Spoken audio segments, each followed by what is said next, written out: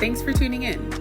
You're listening to the Embrace Mental Health podcast, where we embrace a not-so-clinical approach to conversations surrounding all things mental health.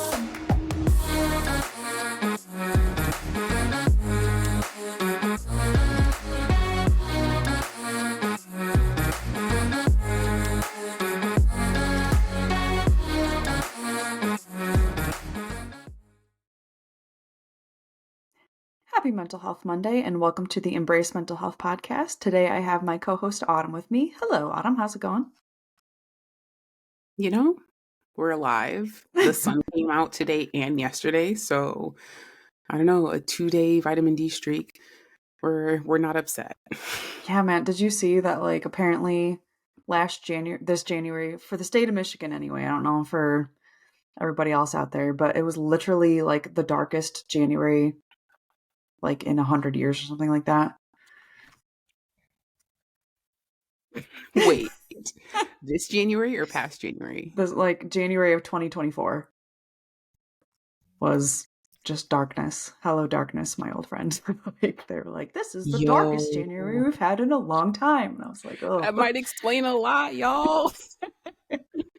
Interesting. Good to know. Yes. Good to know. So everybody go listen to our sad episode now because it's very relevant. Yes. But anyway. All right. So today is our second installment of our Mythbusters type of episode. And I looked at Autumn's and both of hers are like super good. And mine I feel like are, I don't know, they're different. They're different, but it's good. That's like what makes this good, right? Is that we have differences. Literally, yeah. But of course, before we get into all that, we have our introductory question. This one's a little bit more, I guess it's kind of like 8 questions that are quickly answered. But basically I don't know why I was thinking about pickles, but I was like, I wonder, like, because I think of that as like this random super polarizing object, right? Like you either like pickles or you hate pickles. And so I was like, okay, what are some other like kind of actually inane things that people have like polarizing reactions to? So we're going to kind of quick rapid fire go through some of these and you're going to learn which side of on the pro or anti of these Autumn and I are. So yeah, a lot of our listeners are going to determine if they love us or hate us, and they're going to stop listening to the podcast or listen to it forever from these questions. We might lose some listeners over pickles this week, so we'll see. But it's so funny. So yeah, first up, pickles. Do you like pickles or do you hate pickles, Autumn? Okay, so I love sweet pickles. Interesting. Yes. Ugh. Yeah.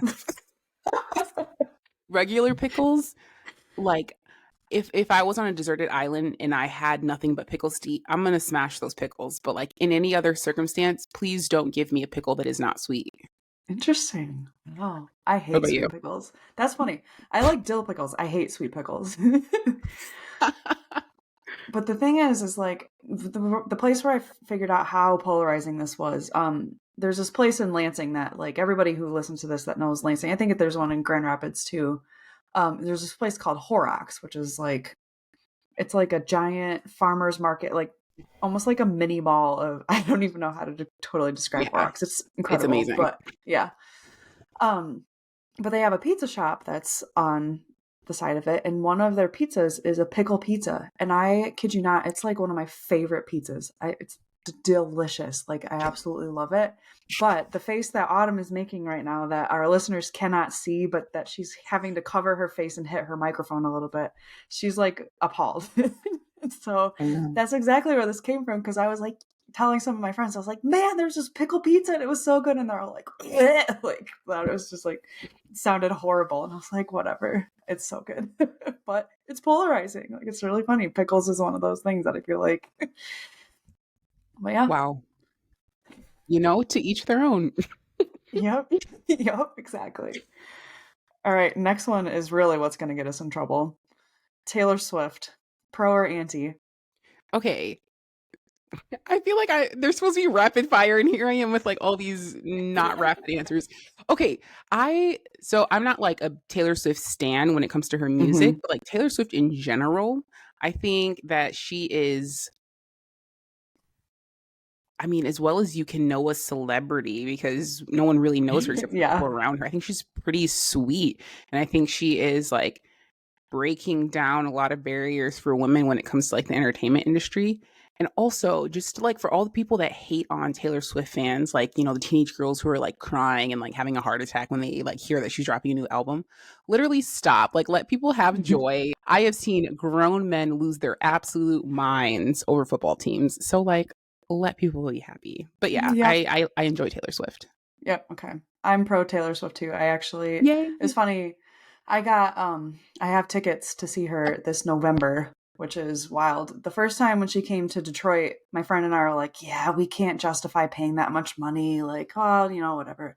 And then we just saw this, like, all these people going and we're like, had such bad FOMO. So then she came back around and released more dates and we're like, okay, she's got an indie show. Like, let's try for it. And I mean, it was like, it felt like we won the lottery just getting tickets because that was nuts. So Yeah. I was like, holy cow.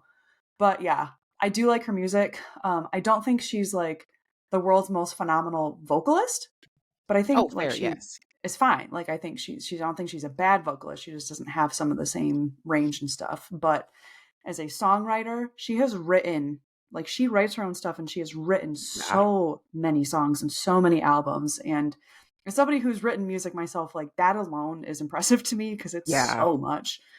And I think she's also a brilliant businesswoman and a really good marketer too. Like she's very Mm, clever in how she like leaves her little Easter eggs in places and stuff too. And yeah. yeah, it's one of those things too. Like people my age like Taylor Swift, and then like my basketball girls in high school also like Taylor Swift. So it's Yeah. like one of those cool like generational connectors. And so I that's love why that. I'm pro Taylor Swift. Yeah, and I Frick agree. yeah.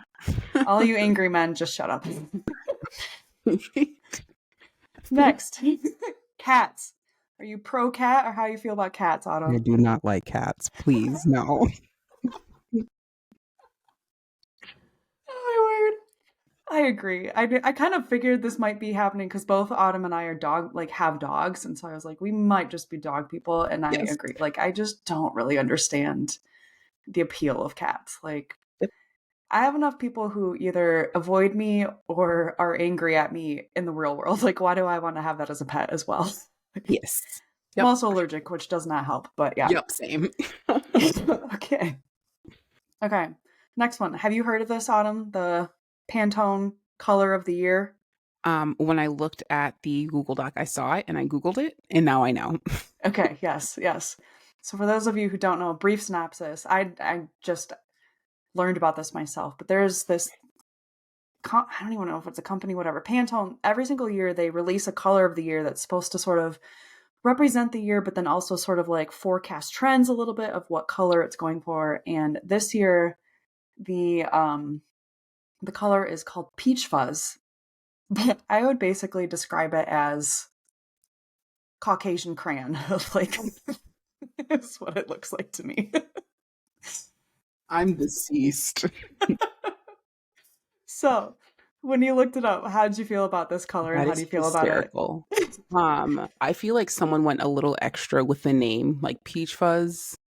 It it Yeah. it feels like they tried too hard to be trendy. Um, I am a big fan of aesthetics, and I feel like that is the kind of color that you can pair well with a lot of other colors. Okay. However, I will say I'm not the biggest pink fan in general. Not the artist, absolutely adore her, but like when it comes to the color, I'm not the biggest pink fan, and definitely falls in the family of that. So I don't know. You probably won't catch me wearing it. Yeah. I mean, I can't even fathom them. I would probably basically just look naked if I wore it as like a sweatshirt. Like it would be bad. And I would never want to be in a room that was painted that color either. Like maybe accents here and there, but for the most part, I think it's horrifying. Like I was not a fan of it.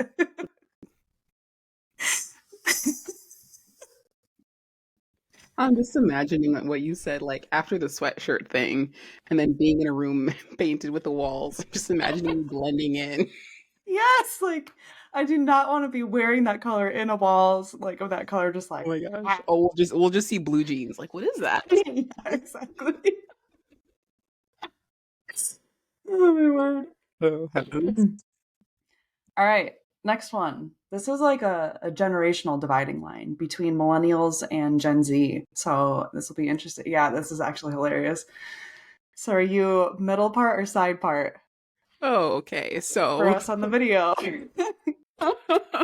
yeah, you can see me, YouTube people that are watching. I have a middle part. I think it I okay. So I think middle parts are super, super cute. And also, for the people that have never seen me before, I am a thick girl. I have a rounder face. And middle parts, for some reason, just suit my face very well.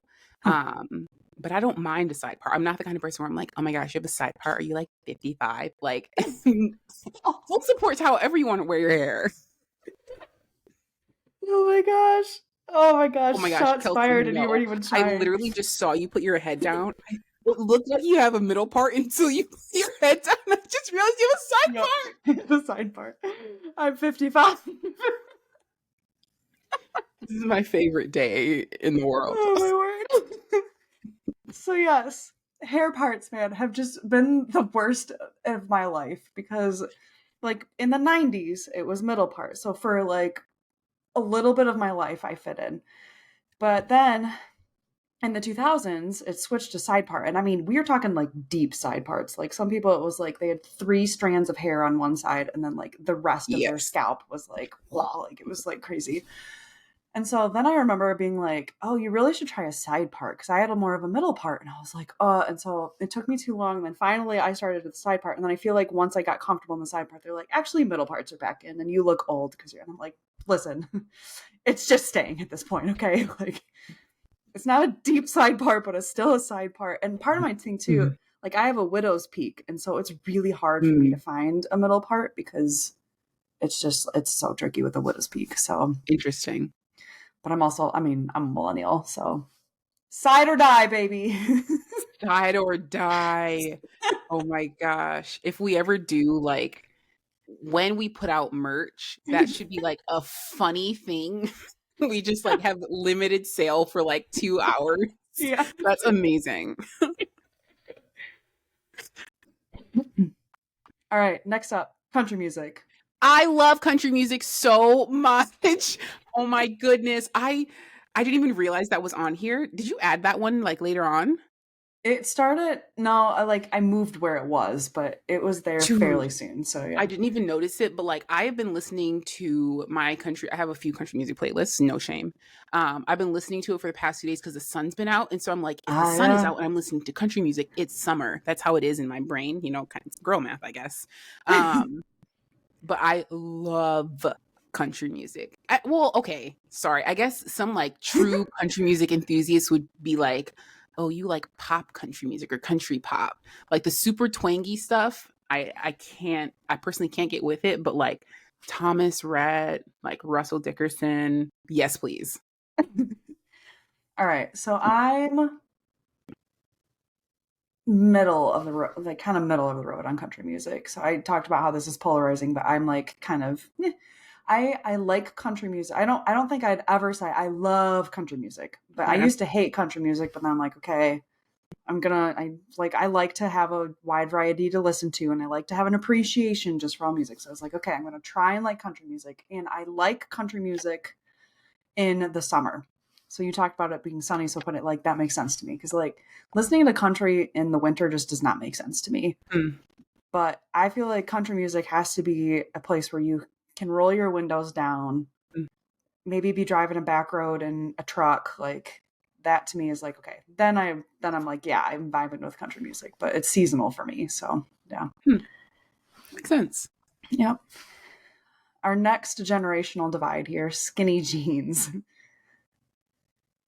pro or anti? Okay. So here's the thing. I recently, like within the last couple of months, I had no skinny jeans and I bought some because skinny jeans are like, they're like very slowly making it come back. And Okay, honestly, I enjoy the way that they look, but I'm gonna have to say I'm 100% like baggy jeans and flare jeans, specifically baggy ones, because those bad boys are so comfortable. I feel like I'm wearing sweatpants, but I look like I just stepped out of a 90s fashion magazine. So it's the best of both worlds. There you go. This is so much like hair parts for me, where it took me way too long to get into the skinny jeans trend because like it kind of started being a thing, I feel like towards the end of high school for me and the beginning of college. And I Mhm. don't think I bought my first pair of skinny jeans until like maybe my junior year of college. But then I like hard converted. Like I was like, oh, actually I really like skinny jeans. Part of like when you live in Michigan and you got them flare jeans, like they're so wet at the bottom and they get the salt and whatever. So like when you live in just a wet environment, like they're kind of annoying. That And makes so sense. I like fully converted to skinny jeans, and then sure enough, the next thing that's what makes me look old supposedly. But I'm glad to hear like maybe they're coming back in They because are. I'm Yeah, not changing at this point. Like I got the side part in the skinny jeans. I am who I am. I'm not gonna try and pretend like I'm younger than I am. absolutely. Full respect. So, all right, our last one. We're started with food. We're ending with food. Avocados, pro, anti. Okay, so this is one where I'm in the middle. Okay. I love avocado when it is like seasoned with something. So like guacamole, or like I'll eat avocado when it has like, garlic powder, chili powder, salt, pepper, olive oil, and then mix it with a bunch of vegetables. Delightful. Plain, raw, unhinged avocado. The texture is it's too textury for me Okay. to enjoy it without something to mask how horrendous the texture of avocado is. Interesting. Interesting. All right. I love avocado. Every form. I love like I would eat an avocado with a spoon. Like I'm gagging. so No. yeah, I didn't it was crazy. I didn't discover avocados until I was a senior in high school because I went to Mexico and got some street tacos and I was like, "Man, what is this green substance on this? Like this is incredible. Like this is great." And they're like, "Avocado." And then I was like, "I got to start buying avocados." Like That's so funny. whatever, and then did not realize like it's been a thing all along and I just never had it. But now, man, I love avocado. I love it on basically pretty much everything. So Wow. Would you eat avocado on your pickle pizza? yeah, I would. I would try Oh, it. this is my last episode with the Embrace Mental Health podcast, everyone. JK, JK. We had Autumn going strong until pickle pizza and raw avocado. Well, And the thing is like half our audience is doing the same thing you just did. right, So yeah. I'm the weirdo in my skinny jeans and my side part. So it's fine. But the other half is like, yes, I feel so understood. Yeah. It works. Oh man. This was a fun intro. It was. Yeah, that was a good one. All right. But now, to bring we're going to get kind of serious pretty fast here. So, best of luck to everybody with this whiplash. But yeah, we're going to get to our myths. And I don't know. Do you want to go first or do you want me to go first? As you cough, sorry. I can go first. Sorry. Okay. Yeah, so I'll start. Myth number one, mental illness is a white people issue. Okay, so just for clarity, again, for those that have not seen our Instagram page or our YouTube, I'm Black. I'm a Black woman. Um, and so I grew up in Black culture where mental illness was even more stigmatized than it is in just culture in general. Um, and so I think the first thing that I'll say with this is that mental illness doesn't discriminate. Like it doesn't care what your genes are. It doesn't, or it actually, sometimes it does care what your genes are. I meant to say. And not your skinny jeans, like, your DNA jeans, but all the both. Right. Yeah. Okay, let's start that one over. Mental illness does not discriminate. So it does not care about the color of your skin. It does not care about.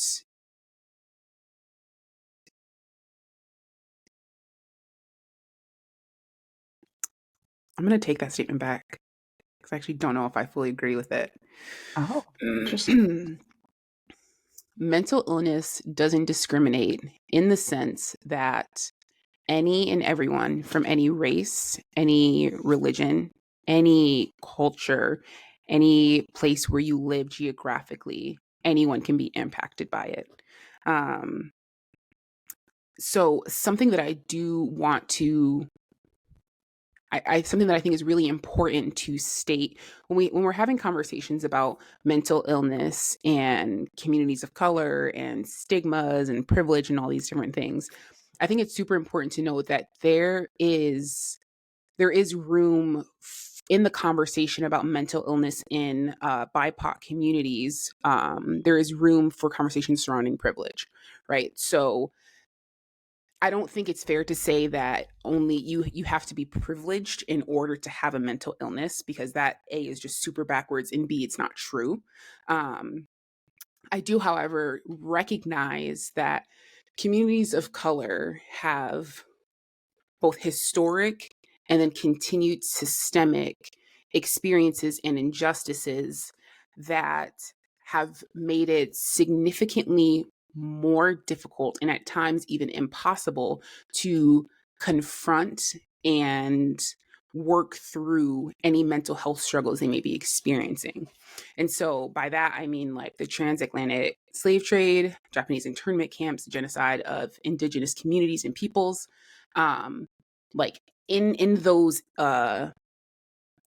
tragedies, the focus is survival, right? Bare basics, we are staying alive.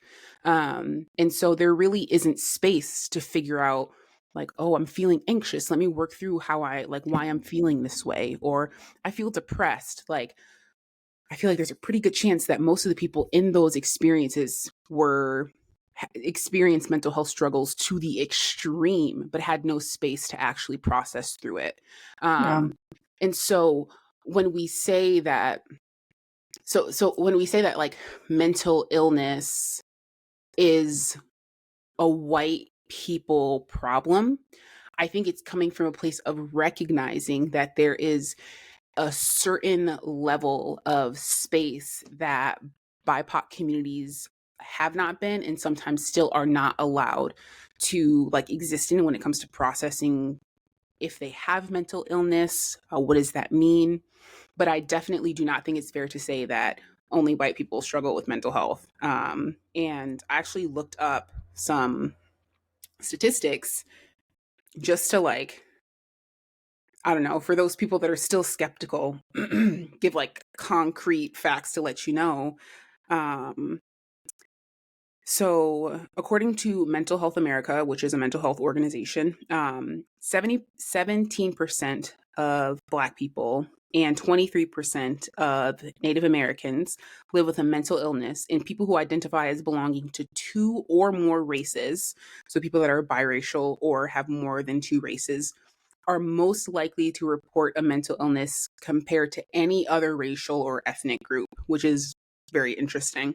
Mhm. Um, it also is important to note that BIPOC people in communities are less likely to have access to um, not just mental health care, but like adequate mental health care where they're treated well.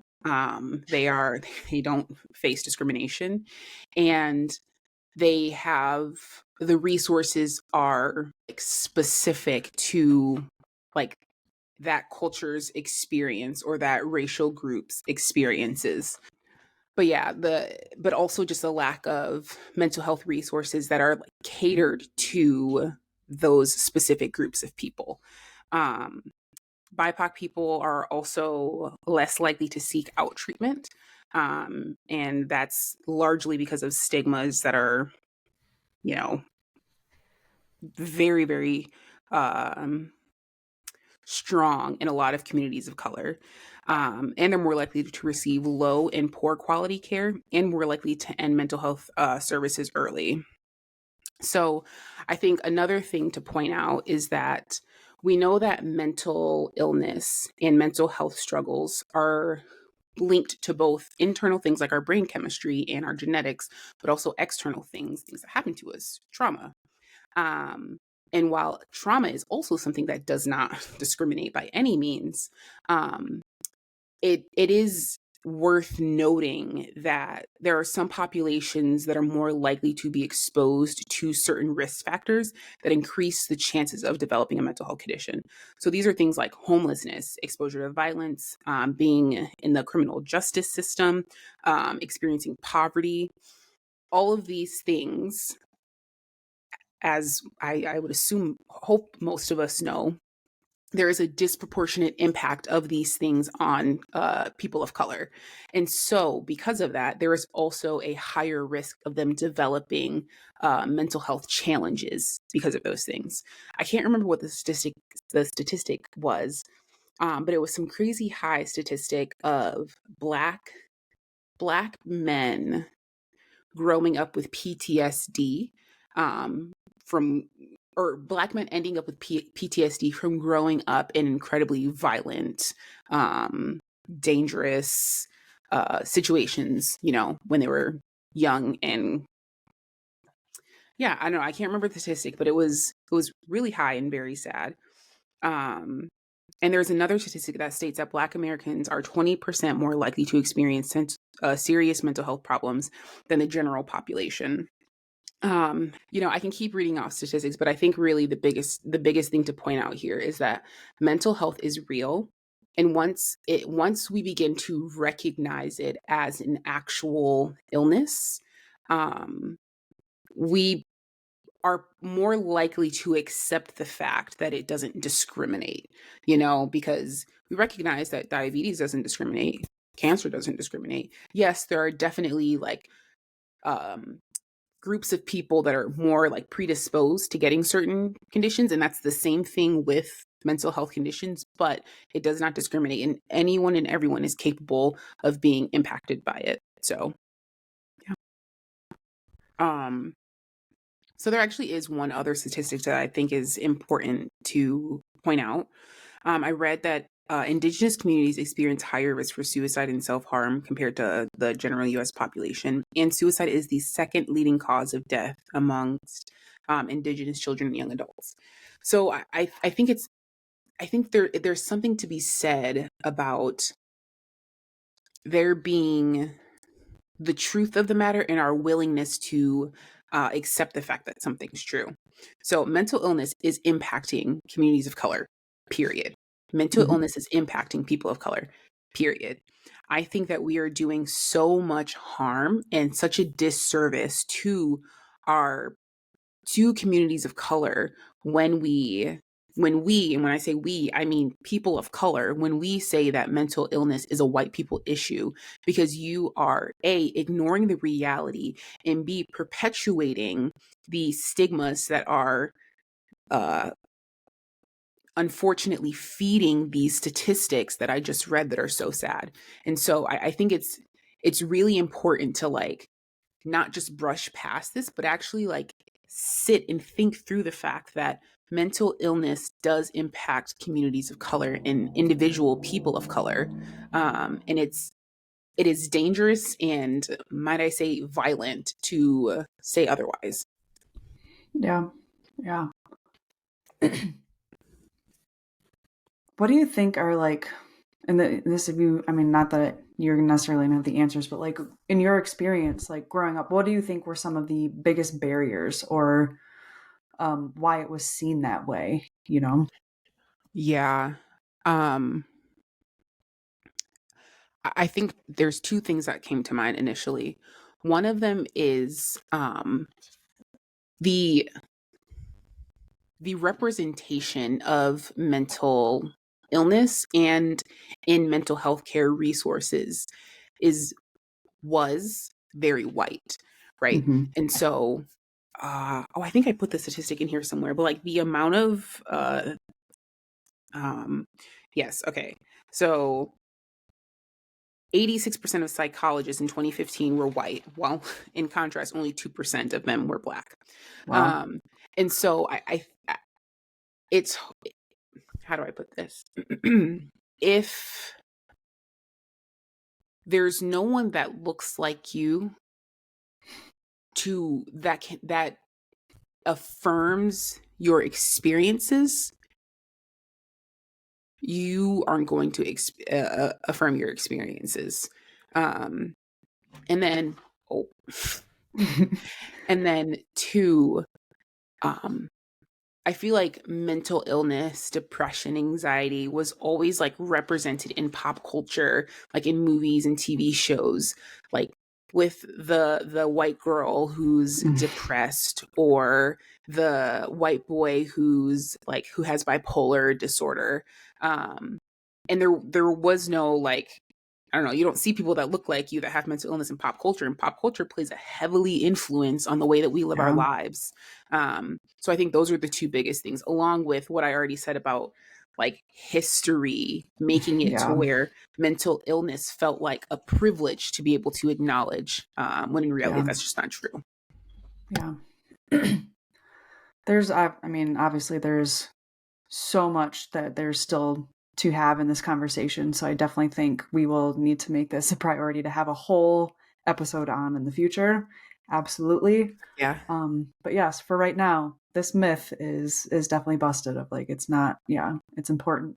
I think like you've touched on why it's important for like the like people in communities of color, why this is important for them, but like also for people like me who are come from places of privilege, like recognizing the need and the harm that's been done even within the mental health realm of even the helping professions, but still like 2%, like that's sad. Like that's Yeah. just, that's not good. So yeah, and not just like while you say it doesn't discriminate, but that also means like everyone's mental health matters too. And so if our resources are only available for certain types of people, or they're only catered to certain types of people too, like that's also tragic and not okay. So yeah, That's a word. important. Yeah. I'm snapping for Super the people. important. So yeah, super important topic, and we're definitely going to have to continue this conversation. But thank you so much for all that you researched and shared. Yeah.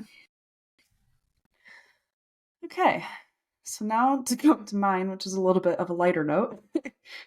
But my myth is actually, this probably is very much a white person thing. But this is kind of, so the myth that I'm kind of discussing is the insert supplement or health fad here will cure your mental health problems. And I think there is a just kind of like the health community, quote unquote, is actually can be like really surprisingly unhelpful in terms of mental health.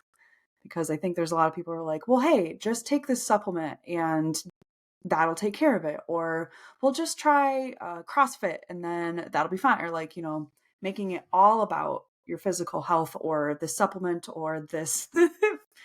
This is probably my cynical side a little bit, but like this entrepreneurial like thing that I'm trying to sell you thing, kind of a thing. I feel like Um, you're calling out all the essential oil girlies. Straight up. Yep. Yep. Exactly. And like don't hear what I'm not saying. Like I do think there is a place for vitamins and supplements and exercise and sleep aids and all these different things. Like I don't think that it's like all of them are scams and you should just, but like it comes back to that whole coping versus treating thing, right? Mm. Where it's like, okay, like this might help you with your symptoms, but like I mean frankly, I like there are some supplements that I take. Like I take this stuff called ashwagandha, which like I really have felt like has helped with my stress. But I also didn't say, well, I don't have to go to therapy anymore Mm. Yeah. because I take ashwagandha. Like, it's like it's sort of like medication where we are proponents of medication here, but we are not proponents of people just taking medication so that you can try and avoid doing the actual difficult work of working through your mental health. And so I think this happens a lot. I think a lot of people, they're like, therapy, that sounds like a lot of work, a lot of money, that sounds hard, I think is another thing. It's scary.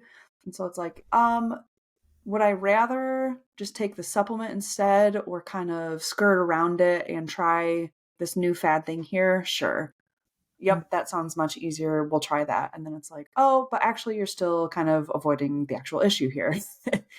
And so while there are some supplements that, I mean, I'm sure we've probably shared some products, and there's like episodes coming up that I know I have like a few things that some products or whatever that I have found helpful, but helpful and actually taking care of the problem are not the same thing. And so don't get swindled for this, or like, get just decide that, we've talked about the mind to body connection too. Decide that you're going to heal your mind through only paying attention to your body. You got to pay attention to all of it. So Nice. Yeah, I feel like a connecting point to what you're saying is like those things, they're definitely not bad. They're just supplementary. They cannot exist on their own, which I feel like is a constant theme that we say all the time. Like most paths to wellness in the mental health journey exist alongside other things, not just one thing. One thing is not going to work in and of itself. And if it does, you are a lucky duck. But for most people, yeah. you need multiple things working together to, Yes. get where you want. Yeah, I feel like a common one, at least in the last 5-ish years or so, is like gut health, right? Like, well, everyone's gut health is off. And so if you get your gut health correct and you try this clean diet, et cetera, then everything else will take care of itself. And it's like, well, is there a reality of which like, especially in America, we don't eat good food and our nutrition is off and our guts might have some stuff that's off? Absolutely. But like what it really comes down to is like, okay, clean diets or exercise, they don't heal emotional wounds. Yep. And so, I wouldn't say like, if like, for instance, if you like do the flip side of this, if Autumn were to come to me and she said, man, I got hit by a bus last week and I broke my leg. So we always like to bring that up. Yeah. I wouldn't say, oh man, that sounds tough. Go to your therapist. That'll take care of it. I would say, go to a doctor.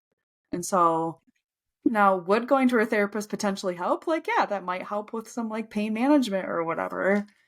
But at the same time, like, you're addressing the wrong thing. So like, she's just dying over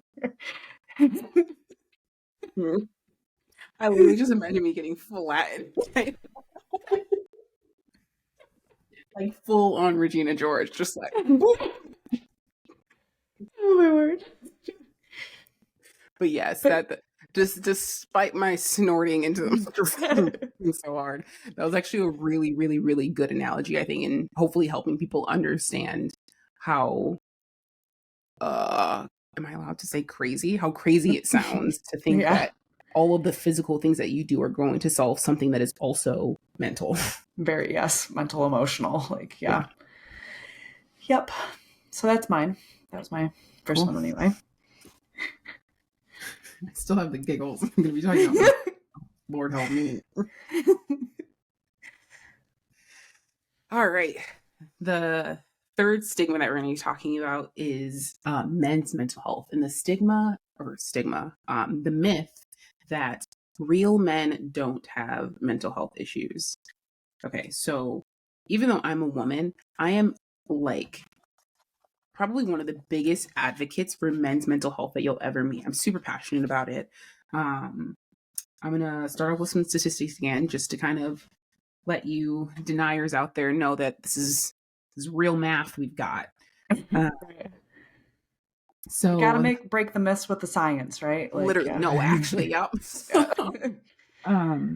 So 6 million men are affected by depression in the United States every year. And also, suicide rates for men are 4 times higher than they are for women. Okay, so actually one other statistic. Men are also more likely to die from alcoholism or drug abuse. So I think the suicide and the substance abuse statistics alone tell us a story, right? They tell us a story that something is wrong. Something is not okay amongst the male population. While it would be false for me to say that every single death that is by suicide, alcoholism, or drug abuse is from mental illness, I think we would be like so remiss to, this rhymes, we would be so remiss to dismiss the fact that mental illness plays a very large role in this. And the fact that it says 6 million men are affected by depression in the United States every single year. I am super convinced that that number is crazy low because of reporting, right? Yeah. This is one of those things where, like, when it comes to health, especially mental health, it's invisible. You can't see it. If you don't report it, it doesn't get included in these stats. And because of the stigmas that I'm going to talk about a little bit, because of the stigmas that exist towards men when it comes to mental illness and mental health care, men don't report, right? There are so many men that will not report. So I think the biggest thing that I want to talk about here is toxic masculinity and the way that that has kind of forced men to suffer in silence. So when I say toxic masculinity, I'm thinking of like these masculinity norms that are unhelpful and teach young men who grow up to be older men, let's all remember that, who teach young men really harmful traits, right? So from a young age, men are taught to be strong, resilient, tough, and they're taught to be manly, right? And by manly, I mean like aggressive and powerful, and they don't show weakness. Traditionally, our society has positioned men as to be strong and privileged and breadwinners. So having a perceived disadvantage like mental illness would make them seem weak or unmanly. Toxic masculinity creates a space in which men often fear speaking up about their mental health because of the backlash that they will receive from the people around them, or even the internalized stigmas that they have for themselves, not allowing themselves to have that space. And so I think it's important to know that rates of depression and anxiety are higher amongst women than they are men. I think that it goes back to what I was saying before of men are just significantly, there's a statistic somewhere in here, significantly less likely to report. And if you don't believe me, go back to the beginning of when I started talking about this myth and listen again to suicide rates and death by drug abuse and alcohol abuse. So I think something else to note is that mental health can express itself in a bunch of different ways for different people. And so this is not like a hard, fast, black and white thing, but it has been noted in research that women with depression are more likely to show their depression through seeming sad or lethargic, and men are actually more likely to show their depression through aggression and irritability. And when I say show, I don't mean like these people are actively deciding to show it in this way. It's just the way that it expresses itself in their bodies. And so because depression looks like hyperaggression and hyperirritability in men, it's harder to tell, right? Especially because in toxic masculinity, hyperaggression and hypersexuality are the two things that are encouraged the most. And so if someone is acting in that way, they're actually quote unquote living up to the expectation that toxic masculinity has put on them. So there's that. And I'm going to end this myth with some facts that I found. This is a study done in the UK that I think just like the statistics kind of blew me away. And I think it's really helpful to just kind of hear these. So 77% of the men they polled, so they polled 1,000 men, 77% of them have suffered with common mental health symptoms like anxiety, stress, or depression. 40%, that's 4 out of 10. 40% of them have never spoken to anyone, not a therapist, not a psychiatrist, anyone in their lives about their mental health. 29% of those who haven't done so said they didn't because they were too embarrassed, while another 20% said that there is a negative stigma on the issue. The biggest cause of mental health issues in men's lives are work, finances, and their health. And then 40%, this is the one, I don't want to cry when I read this. This is the one that, like, it broke my heart. I'm not going to lie. 40% of men polled said it would take thoughts of suicide or self-harm to compel them to seek professional help. This is devastating. And I think it goes back to what I was saying about the myth when it comes to mental illness is a white people problem.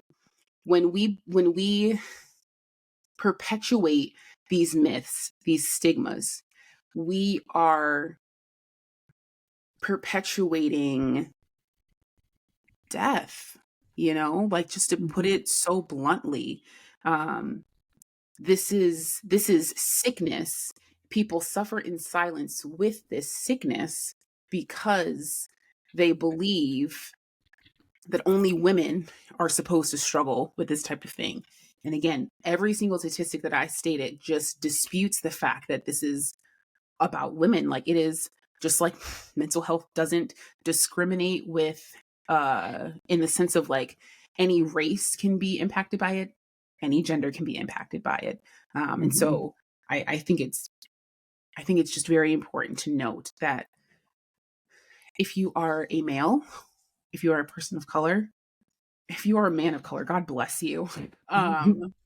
Like, very genuinely, your experiences with mental health, with mental illness, whether that be depression, anxiety, PTSD, eating disorders, bipolar disorder, whatever it is, your experiences are valid and they're real, and they don't make you any less a part of the identities that you identify with. That's, being a man, or like being a Black person, being an Asian person, whatever it is. It does not take away from your identity to acknowledge the fact that you are a human who is susceptible to sicknesses in this world, including mental health struggles.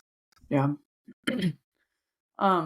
Wesley and I actually guested on one of our friends' podcasts. It's called Kicks and Minivans, and I think I posted on our like Instagram story about it. But we, specifically the topic was mental health and men, and what that can look like. And I mean, this is another thing that we're going to have at least a whole episode on. Like, there's so much to this conversation, right? But I think one of the things too, because like sometimes I think, especially men who are going to fall into some of those categories, like they hear toxic masculinity and they like zone out because they're like, oh, that's just man haters, But like, I think, while I totally can see where you're coming from, or what that it is toxicity or like just detriment that's involved with some of these ideas about what it means to be manly, what it means to be tough. But, I think some of it comes from just too, for such a long time, the men, like one of their major roles was as protectors. And so like at that point, there was a certain level of which showing fear or sadness as a vulnerability could be life threatening, right? Like they had to be the protectors. And so they had to have that front of, but the thing that's sad is like, there's still a role of protection that's involved. There's just biological differences between men and women. Like men are stronger. It is, as a female athlete, like I am not denying that. But anyway, but the sad thing is that at this point, an unwillingness to show what is labeled as vulnerability is actually what's become life-threatening, right? Yeah. Like, we're in a more modern age, so we don't need our caveman to protect us from the saber-toothed tigers anymore or whatever, or even like up until basically the industrial age, like the role of protection has changed a little bit, but now it's gotten to the point where we've still kept that piece where it's like, okay, we can't show vulnerability, but then that's actually what's turned into being life-threatening for men, which is interesting, which is really sad. But yeah, I think too, like there's so much belief that emotions is vulnerability, right? Like a lot of times men feel safe feeling basically baseline or angry, right? Like they aren't even supposed to show that much joy unless they're watching sports, and then they can cry, then they can be like exuberant, which I mean, I'm a sports fan too. I'm literally wearing a Michigan State sweater right now, but that's like one of the places where it feels acceptable for men to express emotion. But I think it's important for men to understand too that like depression or anxiety or mental illness doesn't just have to look like fear and sadness. Yeah. And working on your mental health doesn't mean you have to go in somebody's office and cry. Like, I Yeah. think even some of the ways that we describe mental health caters more to women than it does to men, because it's like, okay, you should find some help. Men don't even want to get help to get directions, whereas like, okay, can we, instead of saying, okay, you need some help, can we say, find somebody to talk to, or find somebody to work with, or, something that can put some different terms around it to, I think our mental health field, like we talked about how it's predominantly been formed and shaped and employed by white people. Yeah. It's also been pretty feminine. Like there's a Yeah. lot of feminine language around it too. And so, but yeah, like I said, we will have a whole dang episode on this, but yeah, That was good. there's Yeah. so much to it, but yeah. Okay. All right. So that brings us to my last myth for today. And that myth is that meditation and mindfulness is either strictly a like religious practice, or it's like some weird new-agey type thing. I think a lot of people, when they hear mindfulness or they hear meditation, they automatically just like think about Buddhism specifically. Like I know people from the Christian community a lot of times are like, "Oh, you do mindfulness? Like that's dangerous. That's how you open up your heart to the devil." Kill me. But the reality is that, I mean, meditation is in the Bible too. It's like meditation and Literally. mindfulness is truthfully like it's really practiced widely amongst all different religious backgrounds. So it's not like is there a way that you can practice mindfulness and meditation that is very decidedly Buddhist? Yes. Is all meditation and mindfulness Buddhist? No. Is there a specific way that you can practice mindfulness and meditation with a Christian lens? Yes. Is every single time that you do mindfulness and meditation a Christian practice? No. So taking some of that off of it too. And I think even new agey, like when you're like, oh man, that's like what weird hippies do, right? Like, and that's just sad because there's so much benefit to Yes. meditation and mindfulness that like I just wanted to take some of those. I realized like we shared these as relaxation techniques, but we didn't necessarily dive too deep into what it looks like, or and if anybody has this kind of belief about it, they're like, well, I don't really need to listen to that, and might have just skipped over it, didn't even listen to it. So according to Timothy Lane, he's actually somebody from like a Christian website that I found, but he described mindfulness is the basic human ability to be fully present, aware of where we are and what we're doing, and not overly reactive or overwhelmed by what's going on around us. And so, what is the point of mindfulness? It's basically to kind of just be within that present moment and practice kind of noticing somewhat physically what's going on around you. It's also noticing physically what you're feeling, but also it can be just kind of a moment to like just kind of like take inventory of what you're experiencing in that moment. And the thing too is that there are so many different ways that you can practice mindfulness, and there are so many different ways that you can practice meditation.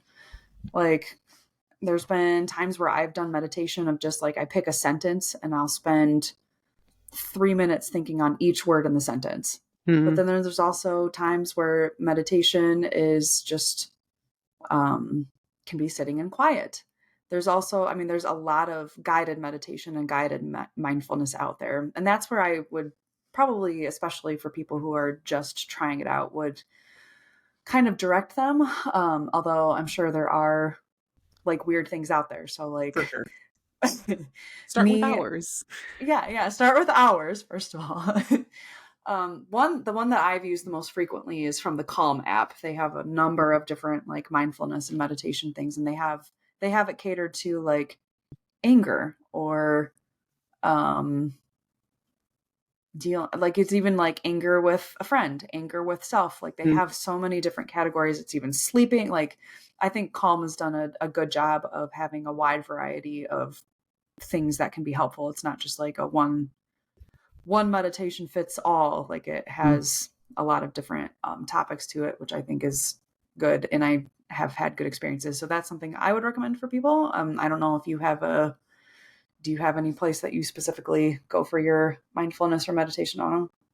Yeah, so I'm definitely a self-proclaimed yogi. I practice hot yoga at least twice a week. And once I graduate, my plan is to get my yoga teacher certification. Um, and very similar to what you were saying, Kelsey, about the idea of it, being this religious practice that you do. When I am in yoga and I am like meditating on my thoughts, I am so just in case it's not clear, I'm not Buddhist. I self-identify as a follower of Jesus. uh, I benefit from it so much because it teaches me physical things like the beauty of breathing, like learning how to focus on your breath and breathe deeply has actually changed my life in a very non-hyperbolic way. But then also what you were talking about of like being present and like learning to like be present with your thoughts and be present with your emotions is just something that we are not wired to do in today's society. Like everything is to Yeah. keep us detached from who we are and like how we're feeling. It's And just so so fast paced too. Like, yes, whereas, yes, exactly. breathing Yeah. slows you down. Like, yeah. Yes, it does. That's a really good way to put it. It slows you, it like literally forces you to just like slow down. Everything else catches up, not in an overwhelming way, but just in a way of like you are able to just experience reality for what it is for a moment. And so I absolutely love yoga. 10 out of 10 would recommend. Maybe not hot yoga. That's not everyone's cup of tea. I'm already aware. um, but yeah, that's my go-to. Yeah. Okay. So I would say generally some common elements that are often involved in mindfulness would be kind of being within the present moment, kind of noticing, um, trying to notice within definitely an emphasis is like being non-judgmental. And that, I mean, and a lot of times it'll say like, if you notice yourself feeling, that's okay. Like, but just bring it back to here. And that's, Yeah. just as something that practices that and just kind of checking in and just like it's a relaxation technique as well. And so um some of the benefits that I looked up were, I mean, mindfulness and meditation are proven. Here's our science again. There's proven to help with stress reduction, with decreasing anxiety, improving your memory, helping you focus better, having less emotional reactivity, more cognitive flexibility, higher relationship satisfaction, and overall just improvement in general well-being, as well as some like physical health benefits that are pretty very physical in terms of like it can help with heart disease, it can lower blood pressure, it can reduce chronic pain, it can improve your sleep, it can help your gastrointestinal difficulties. And so, there's all these benefits that are a part of just practicing this. And according to me, like the ways that I think it's helped me, I think it helps with emotion regulation. And I think it's because like the biggest impact to me is because I think it helps with your self-awareness. Mm. Like you're literally just sitting there and you're practicing like, okay, what emotion am I experiencing? Or what does that feel like right now? Or what am I? So then when that comes up in your like regular day-to-day life, because you've like practiced it or like you have a better just understanding of what your experiences are like, you're better. That helps with that emotional reactivity, right? Where it's like Yeah. before. So if you practice mindfulness, then you're able to recognize, like, okay, that's what this is. And I can just kind of let that go rather than getting stuck in it and not Mm. knowing that that's what your reaction is right now. I Mm. think overall, it probably just increases your emotional intelligence too. Like we've talked about, the dealing with feelings. And I think either way, for the people who are very emotionally reactive, mindfulness is super helpful because it can help you kind of read the signals before you're full blast up into those emotions. But I think it can also help the people who struggle with being in touch with their emotions because you're literally practicing there, like, okay, what am I thinking or feeling, or what am I experiencing right now? And so that can be a huge step towards that too. Um, so yeah, That's so good. essentially, yeah, mindfulness and meditation is not just for Buddhists, and it's not opening up your soul to the devil, or for people who are non-religious. Like, it's not like some weird religious practice either. Like, Yeah. there's a number of ways that you can practice it, and it has benefits for everybody. So Yeah. So good. Literally nothing is awesome. I feel like this entire episode should be a reel, but unfortunately, reels can't be. They can only be 90 seconds. So this is going to be a hard one. real, for real. All right. So there's a lot in this episode, man. Because like Yeah. our intro was fun, and then we hit some real deep topics today. So Yeah. there was a lot in this one, but yes, we've reached the end. So Autumn is gonna give us our ending reflective question for this week. Yeah. So our reflection question for this week I is should say Autumn and Basil for our YouTubers here. if you've never watched this on YouTube, this is the time that you need to, because you need to see how clingy my dog is right now. Yes.